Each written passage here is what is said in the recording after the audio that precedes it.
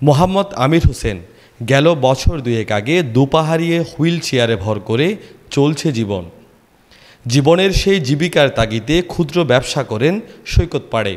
হঠাৎ খবর এলো দীর্ঘদিনের তার ব্যবসা বন্ধ হবে অচিরেই, কারণ জেলা প্রশাসন কর্তৃক পূর্বের ইস্যুকৃত ব্যবসার অনুমতি কার্ড বাতিল করা হচ্ছে। এই নিয়ে চরম দুশ্চিন্তায় দিন পার করা আমির হোসেন ভাবছেন, সামনের দিনে পেট চলবে তো।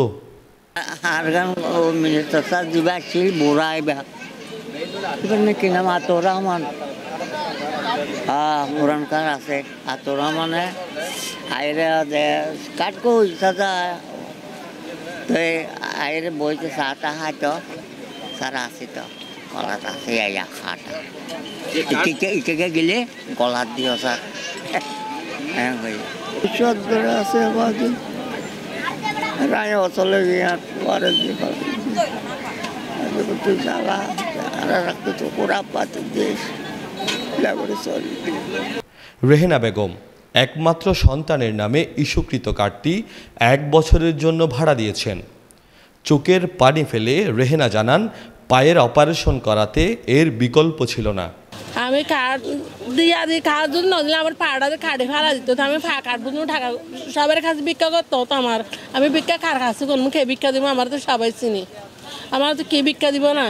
আর তো আমার মায়ের না বাবাই নেই, দিব কে আমারে? আমি চাই আমার কার্ডটা মানে কি আমি পাবো জন্য, এটা স্যারের কাছে অনুরোধ, সবার কাছে অনুরোধ করি, বলতে আছে হাত জোর করি। তবে আমাদের হাতে এসেছে একাধিক নতুন ইস্যুকৃত সৈকতের ব্যবসায়ী কার্ড। নতুন এসব কার্ডের কেউ পূর্বের কোনো ব্যবসায়ী না। অভিযোগ উঠেছে, মোটা অঙ্কের টাকা বিনিময়ে নারায়ণগঞ্জ, বরিশাল সহ দেশের বিভিন্ন জেলার মানুষকে দেয়া হচ্ছে নতুন কার্ড, যা নিয়ে চলছে ব্যাপক সমালোচনা। নতুন কার্ড ওটা দিচ্ছে, কিন্তু কার্ডগুলো এখানে বড় লোকে নিচ্ছে, ছোট লোকের বেচছে। বেচার পরে হয়রানি করলে ছোট লোক আসছে, বড় লোকের হয়রানি হচ্ছে না। সবাই অসহায় মানুষের এখানে হয়রানি করছে। ওরা বড় মানুষ হয়রানি হচ্ছে না, এখানে সবাই যারা খেটে খায় এরা হয়রানি হচ্ছে। কার্ডগুলো ওরা বড় লোক নিচ্ছে, এখানে ছোট লোকের বেচছে। রেভিনিউতে আমরা 2 বছর রেভিনিউ নিয়েছে, 30,000 করে 60,000 রেভিনিউ একসাথে নিয়েছে। এটা আমাদের জন্য বড় একটা প্রেশার হয়েছে। এই কোরবানির পরে যে মানে 60,000 টাকা, এটা আমি ব্যবসা করে দিতে পারি না, একজনের কাছ থেকে ধার নিয়ে টাকাটা দিয়েছি। কিন্তু 20 বছর ধরে আমি এখানে ব্যবসা করতেছি, আমাকে উচ্ছেদ করে যদি এখানে যদি আবার একটা নতুন কার্ডকে যদি সুযোগ সুবিধা দেওয়া হয়, সেটা তো আমাকে অধিকার থেকে বঞ্চিত করা হয়েছে, সেরকম হবে। কী কারণে আমাদের কার্ডগুলো ব্লক করে রাখছে আমরা নিজেরাই জানি না। স্যারে বলতেছে আমরা তো তদন্ত করছি, আমি তো এখানে পাইতেছি না, এই জন্য আমি ব্লক করে রাখছি, এরকম বলছে।